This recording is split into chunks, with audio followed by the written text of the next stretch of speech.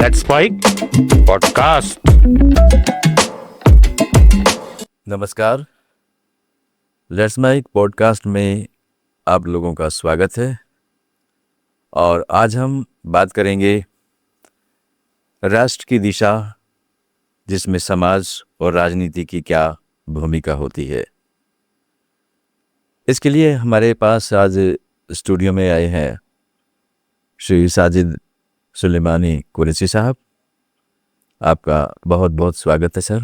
नमस्कार। आपकी जानकारी के लिए बताना चाहूँगा, साजिद साहब हमारे आर्कियोलॉजी बोर्ड के पूर्व सदस्य हैं और वर्तमान में प्रदेश कांग्रेस कमेटी के आप सचिव हैं। आप अपने बारे में कुछ बोलिएगा। आर्कियोलॉजी बोर्ड के सदस्य रहते हुए मैंने पूरे भारत में भ्रमण किया और सर्व समाज के अंदर मैंने काम किया और सामाजिक बंधुत्व की दिशा के अंदर मैंने जो काम किया वो आज सबके सामने है, कुछ छुपा हुआ नहीं है। और अभी मैं वर्तमान में प्रदेश कांग्रेस कमेटी में सचिव हूँ जी और अपना काम कर रहा हूँ, जो भी पार्टी का आदेश होता है। जी जी, बिल्कुल सही कहा आपने। लेकिन आज हम सबसे पहले बात करते हैं, सर हमें बताइएगा कि आज देश के अंतर्गत मुसलमानों की जो राजनीति में हिस्सेदारी है वो लगातार कम होती जा रही है। उसके पीछे आप क्या मानते हैं? राजनीतिक नो डाउट मैं इसमें कहूँगा कि आज का जो वर्तमान माहौल है जो बनाया गया है देश के अंदर, कहीं ना कहीं वो एक विभाजन का माहौल है। और दूसरा, जो क्षेत्रीय दल बने हैं जगह जगह पर, उनसे भी जो वोट बैंक का जो डिवाइडेशन हुआ है वो भी एक फ़र्क बनता है। और एक राजनीतिक जागरूकता की कमी है और राजनीतिक जो एक तरीका है करने का, जो सभी समाजों को साथ में ले करके चल करके सामाजिक बंधुत्व तरीके से, जिसके अंदर सबका साथ लेकर के अपन सब समाजों को साथ में, वहाँ कहीं ना कहीं कोई कोऑर्डिनेशन की कमी है। और मुझे लगता है कि इसके अंदर अभी जो वर्तमान में जो माहौल चल रहा है, जो मुस्लिम समाज है उसके अंदर राजनीतिक चेतना में जागरूकता ही है, सभी समाजों को साथ लेकर के मुस्लिम समाज चल रहा है। आने वाले समय के अंदर हो सकता है शायद अच्छे इसके रिजल्ट आएंगे। जी जी, आप एक खुद कांग्रेस पार्टी से जुड़े हुए हैं। क्या आपको लगता है कि कांग्रेस पार्टी मुसलमानों का जो विश्वास है वो जीत पाएगी? कांग्रेस पार्टी 36 समाज की पार्टी, सिर्फ एक समाज की तो है नहीं। कांग्रेस पार्टी हमेशा राष्ट्रीय बंधुत्व की बात करती आई है। कांग्रेस पार्टी ने हमेशा ये कहा है, एकम बल समाज से तदभाव से दुर्बल है, एकम प्रशंसित राष्ट्र हितेक्षणा। एकता ही समाज का बल है, एकता ही समाज दुर्बल होता है। और राष्ट्रहित की बात करने वाले हमेशा एकता की बात करते हैं। जब राष्ट्रहित की बात आएगी, जब एकता की बात है, वही कांग्रेस पार्टी करती है। कांग्रेस संविधान की बात करती है, कांग्रेस सामाजिक समरसता की बात करती है, सामाजिक समानता की बात करती है। और आज के टाइम के अंदर 36 समाज को अगर कोई लेके कोई पार्टी चल रही है, चाहे किसी भी धर्म का हो, किसी भी समाज का हो, चाहे वह पिछड़ा हो, अंगड़ा हो, चाहे वह ट्राइबल हो, सभी समाजों को आज कांग्रेस पार्टी साथ लेके चल रही है। और उनके हकों के लिए जो संविधान की रक्षक के रूप में जो कांग्रेस पार्टी खड़ी हो, किसी छुपा हुआ नहीं है।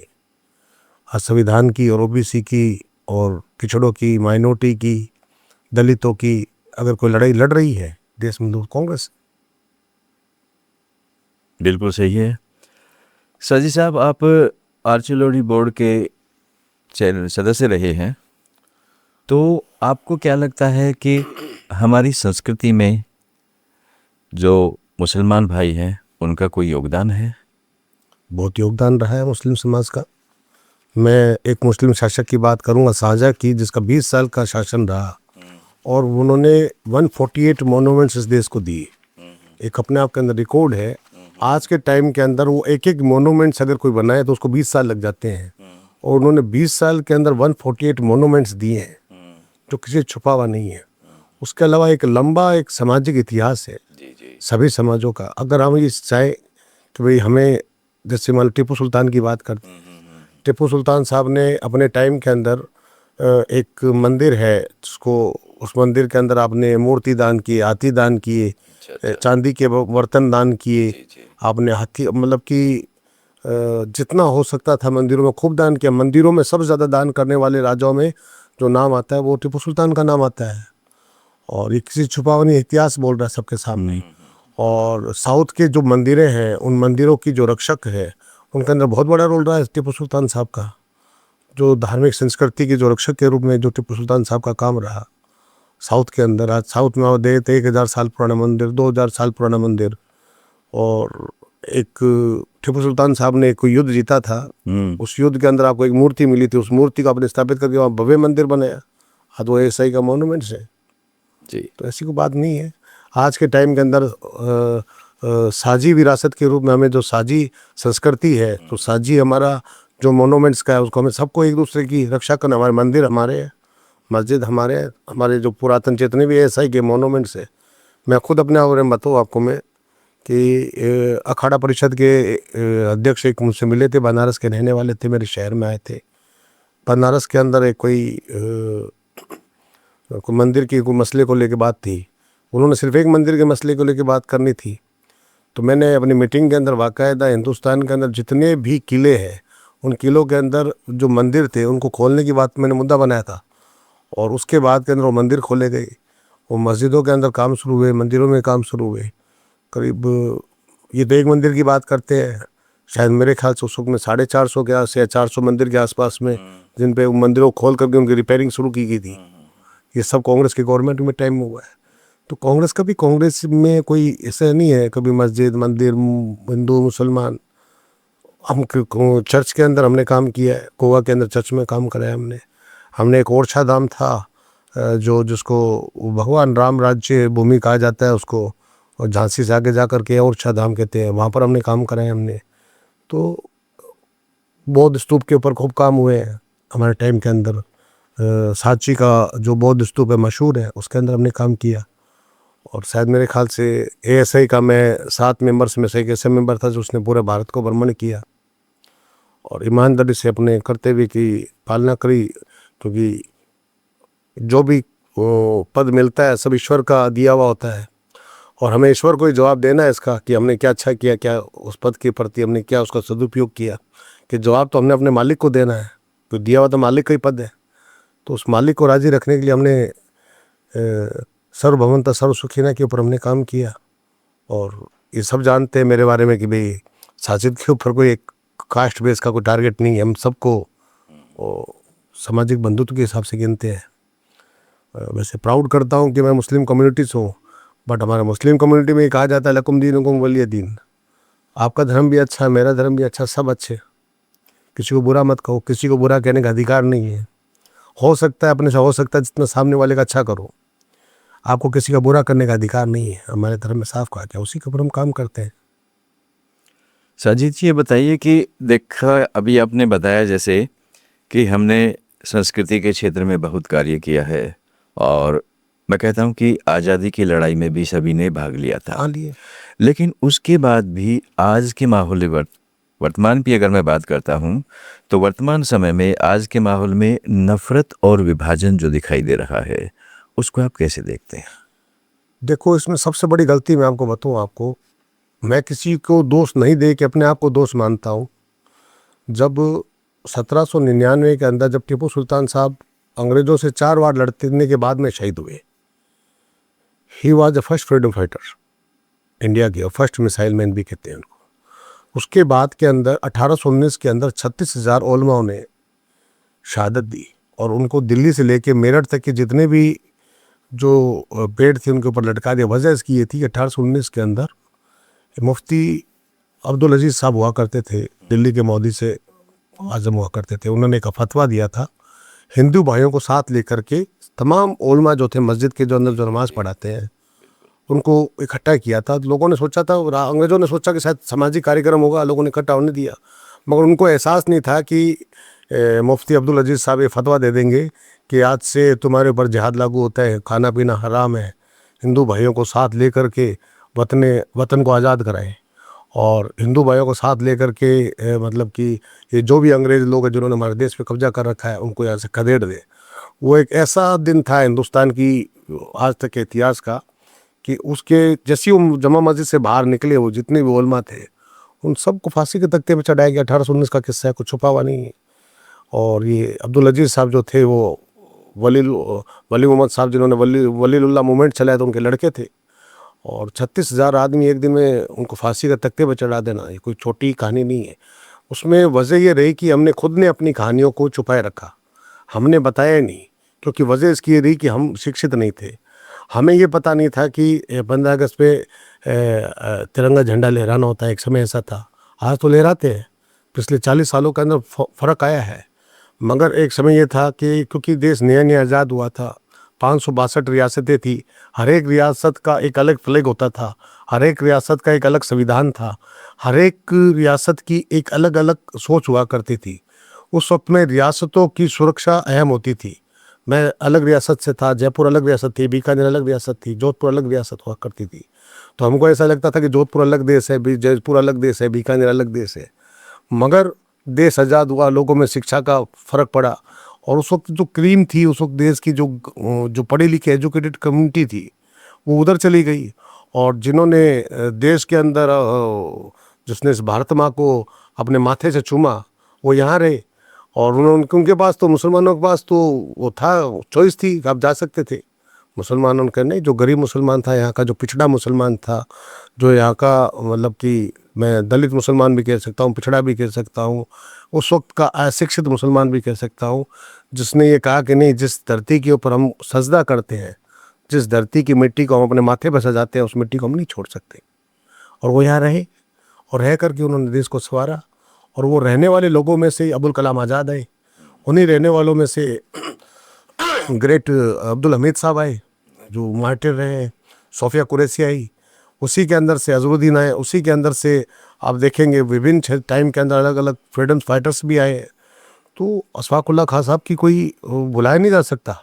आप खान अब्दुल गफ्फार खान साहब को आप भुला नहीं सकते, आप मौलाना अबुल कलाम आज़ाद साहब को नहीं भुला सकते आप इस देश के अंदर। उनकी बहुत यहाँ मतलब देन है उनका इस देश के अंदर। तो इस देश के अंदर साझी संस्कृति रही है, साझी विरासत रही है। जितना हमारे हिंदू भाइयों ने दिया, दलित भाइयों ने दिया, ओबीसी ने दिया, मुसलमानों ने दिया, पिछड़ों ने, सभी का इस देश को बहुत कुछ दिया हुआ है। हम किसी के लिए ये कहें कि इन्होंने देश के लिए कुछ नहीं किया, इन्होंने कुछ नहीं किया, सब ने कुछ ना कुछ दिया है। महात्मा गांधी जी वैश्य समाज से आते थे, वो है राम करते करते शहीद हो गए। पंडित नेहरू ब्राह्मण समाज से थे। मौलाना आज़ाद साहब मुस्लिम थे, मौलाना थे, एक जोड़ी थी उनकी। खान अब्दुल गफ्फार खान साहब एक जोड़ी थी उनकी, महात्मा गांधी की जोड़ी थी। सुभाष चंद्र बोस बंगली थे, वो आज़ाद हिंद फौज के अंदर उनकी जोड़ी थी। रंजन कुरैशी उनके साथी हुआ करते थे। मौलाना मोहम्मद अली जौहर साहब जिन्होंने ये बात कह दी थी कि मुझे आज़ाद भारत की चाबी चाहिए 1932 के अंदर, जब गोल टेबल सम्मेलन हुआ था, तो उन्होंने मुझे आज़ाद भारत की चाबी चाहिए, मुझे प्रधानमंत्री राष्ट्रपति कुछ नहीं बनना। अभी जिंदा शरीर इस देश में नहीं जाएगा, भारत में नहीं जाएगा, गुलाम भारत में नहीं जाएगा। उसी रात को उनकी डेथ हो गई थी, फिलिस्तीन के बॉर्डर के ऊपर उनकी कब्र है। ये सब इतिहास है, और इस देश के अंदर एक लंबा इतिहास है। मैं कह रहा हूँ हमारा इतिहास बहुत स्वर्णिम है, बहुत ऐतिहासिक है। हम अपने देश को जितना गौरवान्वित कर सकें ना, उतना कम है। मैं कहता हूँ मेरे 100 जन्म इस देश के ऊपर कुर्बान, इस देश की संस्कृति के ऊपर कुर्बान। हमने इस देश को बहुत कुछ दिया है, और उम्मीद करेंगे हम इस देश को जितना दे सकते हैं ना, हमारी नस्लें भी दें इस देश को। हमारी ये सोच है। आपने संस्कृति के बारे में अभी बहुत कुछ बताया है, देश के महान विभूतियों के बारे में भी चर्चा की है। अब मैं बात करना चाहूँगा शिक्षा पे। शिक्षा के क्षेत्र में हमारा मुस्लिम जो समाज है, वो क्या अभी भी पिछड़ा हुआ है? आप क्या मानते हैं? देखो, देश के अंदर हमेशा से शिक्षा पिछड़ी हुई रही सभी समाज के लिए। मैं ये नहीं कहता सिर्फ मुस्लिम समाज में। पहले सरकारी स्कूलें हुआ करती थी, प्राइवेटाइजेशन नहीं था। जैसे प्राइवेट स्कूलें खुलनी शुरू हुई तो वहाँ पर फीसेस ज़्यादा लगती थी। मगर धीरे धीरे आज़ादी के बाद, जैसे मैंने आपको बताया, गरीब गुरबा लोग यहाँ रह गए थे, वो धीरे धीरे यहाँ पर पढ़ने लगे, शिक्षित होने लगे। अब जो नस्लें आ रही हैं वो राष्ट्र वंदना भी करती है, और भारत माँ की जय की भी कर रही है, वो शिक्षित भी हो रही है। तो शिक्षा, बाबा अम्बेडकर साहब ने कहा है, शिक्षा तो वह शेरनी का दूध है, जो पिएगा वो दहाड़ेगा, और वो समझेगा भी। मैं ये कहता हूँ वो समझेगा, और उसको समझ आएगी कि राष्ट्र चीज़ क्या है, और राष्ट्रभक्ति क्या है, और राष्ट्र निर्माण क्या है, और मेरा देश है, और दुश्मन देश है। सब चीज़ों का जो थॉट पैदा होती है, मैं मानता हूँ इसका केंद्र बिंदु शिक्षा है। अगर शिक्षा में जब तक, मैं तो ये मानता हूँ कि आज जिस तरह से राजस्थान के अंदर आज इलाज फ्री है, मैं तो कहता हूँ टोटल शिक्षा भी फ्री होनी चाहिए। और हायर शिक्षा फ्री होनी चाहिए। गरीब का बच्चा बड़े से बड़े सेंट स्टीफन में पढ़े, वो भी फ्री के अंदर, ऐसी व्यवस्था होनी चाहिए। जिस तरह से आज गहलोत साहब ने किया कि भाई गरीब का बच्चा अगर इटर्नल हॉस्पिटल के अंदर भी कोई इलाज कराना चाहता है, आज सीके बिरला में इलाज कराना चाहता है, तो वो गरीब का बच्चा भी हमारे माननीय भजन लाल जी का एक ट्वीट आया था सरकार बनने से 3 दिन पहले कि गहलोत साहब ने गरीबों को 5 स्टार जैसी होटलों की यात्राएं करवा दी फ्री के अंदर। ये किसी छुपा हुआ नहीं है काम, ये एक महान आत्मा का काम है। मतलब ये आम आदमी की सोच नहीं है, एक महान आत्माएं होती हैं, कोई विभूतियाँ होती हैं जो देश के लिए, इस देश के अंदर स्वामी विवेकानंद साहब ने काम किया, इस देश के अंदर ज्योतिबा फुले साहब ने काम किया, कोई इसको भूल नहीं सकते। 200 साल बाद भी हम उन विभूतियों को याद करते हैं, नहीं उनका जो काम था शिक्षा को लेकर के, मगर जो शिक्षा जिस तरह की होनी चाहिए उस शिक्षा के अंदर हम नहीं दे पा रहे हैं। आज भी हम, चाहे राज किसी का भी रहा हो, शिक्षा निःशुल्क होनी चाहिए, हायर शिक्षा। आज गरीब का बेटा डॉक्टर नहीं बन सकता, बिल्कुल, गरीब का बेटा इंजीनियर नहीं बन सकता, गरीब का बेटा आज आरजेएस नहीं बन सकता, गरीब का बेटा आईएएस आईपीएस नहीं बन सकता, मगर लोग निकलने लगे हैं, सुधार आ रहा है, धीरे धीरे किसान का बेटा आगे बढ़ रहा है, गरीब का बेटा आगे बढ़ रहा है, पिछड़ों का बेटा आगे बढ़ रहा है, मगर इस सुधार के अंदर वक्त लग रहा है, इसमें स्पीड होना चाहिए। शिक्षा के बिना कुछ नहीं है, शिक्षा ही व्यक्ति को निखारती है, देश को निखारती है। बहुत से देश है जो शिक्षा फ्री दे रहे हैं, हमारे देश में नहीं है। आगे मैं आपसे प्रश्न करना चाहूँगा कि हमारे देश के अंतर्गत यदि मुसलमानों की स्थिति को और ज़्यादा सुधारना चाहते हैं हम, तो आप हमें ऐसे 3 पॉइंट बताइए जो बिल्कुल कारगर हों। मुसलमानों को सबसे पहले तो शिक्षा, जो आधुनिक शिक्षा है उसके ऊपर ध्यान देना चाहिए। उसके अलावा मैं ये चाहता हूँ, मुसलमानों की एक बड़ी आबादी है जो मदरसाओं में पढ़ती है, तो सरकार को एक स्कीम लानी चाहिए कि मदरसाओं को सोते ही हायर एजुकेशन में वो खुद ही, क्योंकि उनके पास बिल्डिंगें बनी हुई है मदरसों में, तो मुसलमान चाहे तो अपनी सोते ही बिल्डिंगों को higher education, primary education, middle education या सेकेंडरी एजुकेशन की तरफ उनको तब्दील की जाए। और जो धार्मिक शिक्षा है उसको एक पीरियड के रूप में लिए हुए, एक पीरियड होता है, ना कि उसके अंदर पूरा का पूरा सिस्टम ही धार्मिक कर दे। आधुनिक शिक्षा के साथ में अगर आपको धार्मिक शिक्षा देनी है, एक पीरियड के तौर में दे। सामाजिक ज्ञान होता है, गणित होती है, विज्ञान होता है, वैसे ही किसी को अरबी पढ़नी है, उर्दू पढ़नी है, एक पीरियड रख लो। तो एक शिक्षा के अंदर कहीं ना कहीं उनको सुधार करना पड़ेगा, और करना भी चाहिए, और लोग करना चाहते हैं। मगर मैं एक बताऊँ, बहुत से ऐसे मदरसा थे जो अपने आप को मदरसा से स्कूलों में या कॉलेजों में कन्वर्ट कराना चाहते थे, मगर सरकार की पॉलिसियाँ नहीं है। सरकार को पॉलिसी बनानी चाहिए, जब लोग सौते ही कराना चाहते हैं तो करवा दो। लोग खुद चाहते हैं कि मदरसा से हम स्कूल की तरफ आए, मगर सरकारों में अपनी पॉलिसियों में चेंजेस लाना चाहिए। दूसरा ये है, मुसलमानों के अंदर सबसे बड़ी बात तो आपको राजनीतिक थॉट, पॉजिटिव थॉट, हिंदू भाइयों को साथ लेकर के एक कट्टरवाद, ना तो हिंदू कट्टरवाद चलेगा ना मुस्लिम कट्टरवाद चलेगा। बहुत अच्छी बात। ना हम जिस देश में रहते हैं ना, हमारे देश के अंदर हजारों रंग हैं, हजारों भाषाएं हैं, विविधता में एकता है। तो हमें उस विविधता को हमें स्वीकार करना पड़ेगा। हमें यूँ एक, क्योंकि हम अरबी मुसलमान नहीं है, हम अजमी मुसलमान हैं। मुसलमान 2 तरह का होता है, एक अरब का मुसलमान होता है, एक अरब के बाहर का मुसलमान होता है। तो इस्लाम के अंदर भी जो अजमी मुसलमान है उनके लिए बहुत सी रियायतें दी, छूट दी, और मैं कहता हूँ मुसलमानों को छूट का एंजॉय करना चाहिए। मैं अपनी नॉर्मल भाषा के अंदर राम राम यूज़ करता हूँ। मुझे लोग कहते हैं शहर के अंदर, भाई साहब क्या हाल है, राम राम, मैं कहता हूँ राम राम। हमारे ब्राह्मण दोस्त वो हमें कहते हैं भाई साहब सलाम वालेकुम, मैं कहता हूँ राम राम।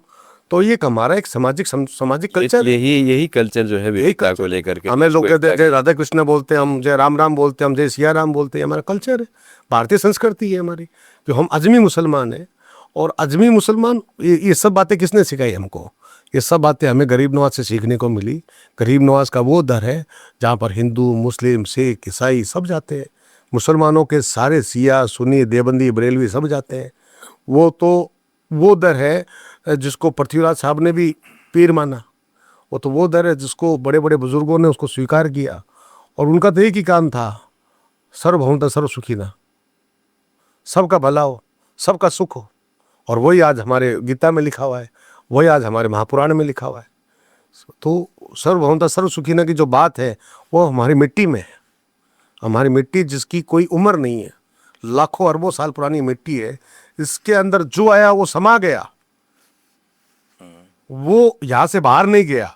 उसने इस मिट्टी को माथे पे तिलक भी लगाया और माथे उसने इस मिट्टी से चंदन भी बनाया और उस मिट्टी को नमाज के अंदर अपना माथे के ऊपर निशान भी बनाया मिट्टी से। तो ये मिट्टी तो सबको, और इस मिट्टी के ऊपर जो चलता है मिट्टी देती है। भगवान राम जी 14 साल का वनवास लिए, कहाँ से चले? अयोध्या से चले, इस मिट्टी के ऊपर चलते हुए गए, अयोध्या वहाँ श्रीलंका तक चले गए, वापस आए, अयोध्या सज गई। 14 साल का वनवास लिया, मतलब कि दशरथ पुत्र राजा राम से मर्यादा पुरुषोत्तम राम कहलाए। इस मिट्टी पे चल के तो राम कहलाए। आज की राहुल गांधी है, चल रहे हैं मिट्टी के ऊपर, पैदल चल रहे हैं, वही भारत जोड़ो यात्रा निकाली भगवान राम की तरह। आज 14 साल का वनवास झेल रहे हैं, और वो भी देखो। आज के युवा में खास तौर से देखा जाए तो एक भटकाव है, बहुत ज़्यादा भटकाव, वो दिशाहीन हो गया है। तो आज के युवाओं के लिए वो दिशाहीन ना हो, आप क्या कहना चाहेंगे? युवाओं को मैं एक बात कहता हूँ, जो मैंने पहले कहा, हमें अपना इतिहास पढ़ना चाहिए। हमारा इतिहास बहुत गौरवान्वित करता है हमको, और हमारे बुजुर्ग, हमारे अंदर जो कल्चर है, बुजुर्गों को जो प्रणाम करने का कल्चर है, वो कहीं ना कहीं मैं कहता हूँ ख़त्म हो रहा है। बड़ों को सम्मान देने का, प्रणाम करने का, पैर छूने का, जो हमारी भारतीय संस्कृति है। तो अगर हम किसी को प्रणाम करते हैं, पैर छूते हैं, नमस्कार करते हैं, किसी का आदर करते हैं, सद्भाव करते हैं, सदाचार करते हैं, मैं ये मानता हूँ उसका सबसे बड़ा कारण हमारे खाने पीने में फ़र्क है। भारतीय संस्कृति का जो फूड है, मैं एक्चुअल एकदम 0 पॉइंट पे जा रहा हूँ इसके, भारतीय संस्कृति का जो फूड है उसके ऊपर कहीं ना कहीं वेस्टर्न या चाइनीज़ फूड का असर है, जिसके अंदर थोड़ी उत्तेजना है। तामसिक भोजन हम बहुत ज़्यादा यूज़ करने लगे, और हमारी थॉट के अंदर उग्रता आ गई। तामसिक भोजन यूज़ करने से हमारे माहौल में उग्रता आ गई। उग्रता आने से हम किसी को समझ नहीं रहे। और दूसरी बात ये, हम सब की ओढ़ा उड़ी करने लगे। नशा आज किसी छुपा हुआ नहीं है, हर गली चौराहे के ऊपर बुरा सा बुरा नशा बिक रहा है। पेरेंट्स परेशान है। बच्चा छोटी उम्र के अंदर ही 13, 14, 15 साल की उम्र होती है उसकी, वो मतलब कि हर तरह की सुविधाएं, 1.5 लाख का मोबाइल, 2.5 लाख 3 लाख की बाइक्स, और फिर उसको रोज़ का खर्चा 500 हज़ार रुपये का। तो इसकी वजह एक ही है कि हमने अपने बच्चों को शुरुआत से, हम अपने बच्चों को अगर उसी हिसाब से पालेंगे, तामसिक भोजन से दूर रखें, गरिष्ठ भोजन से दूर रखें, ठीक है, हम अपने बच्चों को ये समझाएं, ये खाने, ये जैसे हम कहते हैं ना, ये मतलब ये अच्छा है, ये बुरा है, ये गुड टच है, ये बैड टच है।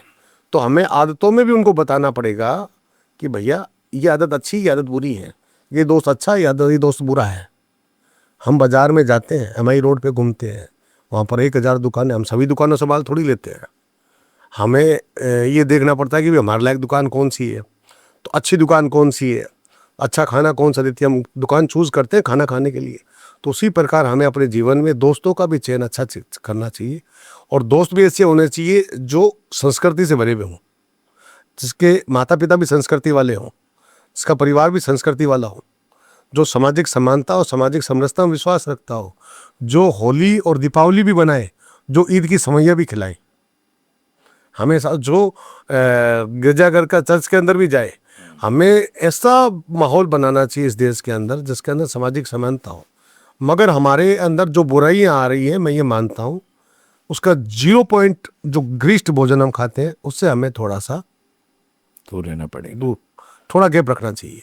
बिल्कुल सही कहा साजिद साहब आपने। मेरा आखिरी प्रश्न आपसे यह है कि आज के जो युवा है, खास तौर से अल्पसंख्यक युवा, उनमें राष्ट्रवाद की भावना कैसे पनपाई जाए, कैसे विकसित की जाए, उसके बारे में आप क्या कहेंगे? राष्ट्र के प्रति एक समर्पण होना चाहिए। राष्ट्र के प्रति, जैसे आपने अपनी आज़ादी की बात की, संस्कृति की बात की, शिक्षा की बात की, हमने अपने जितने भी इतिहास के जितने भी महाविभूतियाँ थी उनकी चर्चा की है। उन लोगों ने अपने देश के लिए सब कुछ न्योछावर किया है। तो आज के संदर्भ में इस्लाम की एक हदीस है जी, राष्ट्र से प्रेम आधा ईमान है। बिल्कुल सही। अगर कोई व्यक्ति अगर अपने राष्ट्र से प्रेम नहीं करता तो मुसलमान ही नहीं है। बिल्कुल सही। इतने से शब्द के अंदर मैंने कहता हूँ सब आ गया। बहुत कुछ किया। अगर आप मुसलमान हैं सच्चे, तो जिस माटी को आप 5 वक्त चूमते हो नमाज के अंदर, सजदे में जाते हैं, वो तो सबकी है ना। उस माटी को अगर चूमते हो और उस माटी के प्रति अगर आपका ध्येय पॉजिटिव नहीं है तो माटी आपकी नहीं है। आप माटी की नहीं है तो माटी आपकी नहीं है, क्योंकि उसी माटी के अंदर आपको समाना है। प्रोफेट मोहम्मद सल्लल्लाहु अलैहि वसल्लम की हदीस है कि अगर मतलब हिंद के लिए तो बहुत हदीसें हैं। अक्सर प्रोफेट साहब क्या करते थे, साहब मैं आपको बताऊँ, आपको हिंद की तरफ चेहरा करके बैठ लिया करते थे। तो आप कहते थे कि, तो लोग कहते थे कि अक्सर आप हिंद की तरफ चेहरा करके क्यों बैठते हैं? तो आप कहते थे मुझे असल इस्लाम की खुशबू उधर से आती है।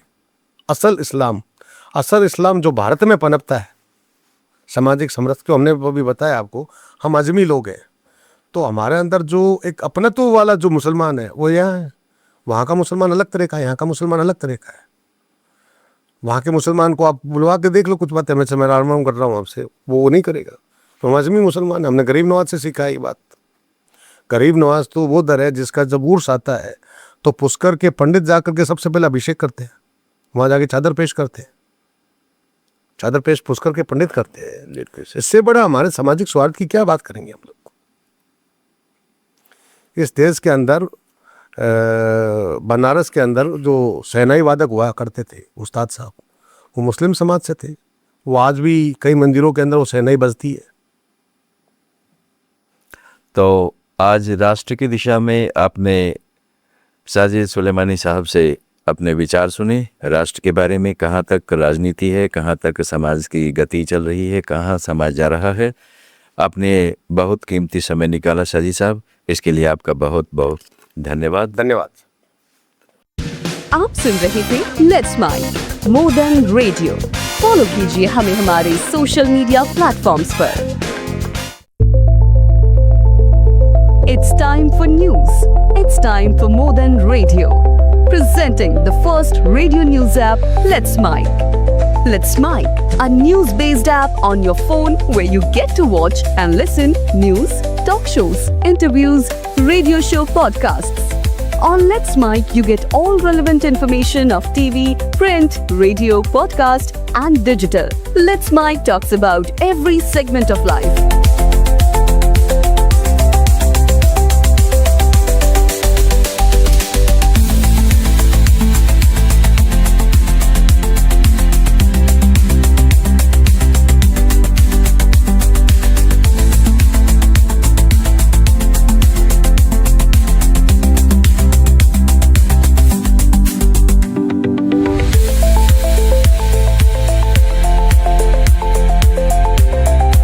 Download the app now from Play Store. Available both on Android and iOS mobile phones. Follow us on YouTube, Instagram, Twitter, LinkedIn, Facebook, Telegram, WhatsApp, Snapchat. Let's talk, let's connect, and let's mic. It's time for news. It's time for more than radio. Presenting the first radio news app, Let's Mic. Let's Mic, a news-based app on your phone where you get to watch and listen news, talk shows, interviews, radio show podcasts. On Let's Mic, you get all relevant information of TV, print, radio, podcast, and digital. Let's Mic talks about every segment of life.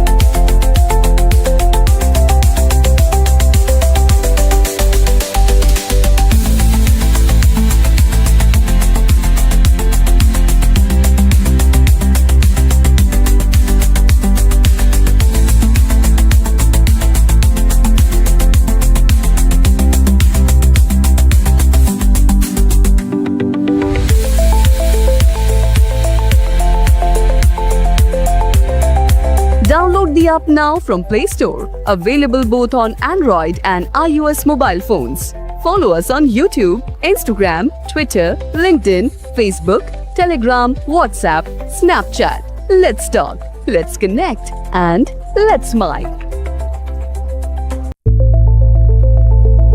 It's time for news. It's time for more than radio. Presenting the first radio news app, Let's Mic. Let's Mic, a news-based app on your phone where you get to watch and listen news, talk shows, interviews, radio show podcasts. On Let's Mic, you get all relevant information of TV, print, radio, podcast, and digital. Let's Mic talks about every segment of life.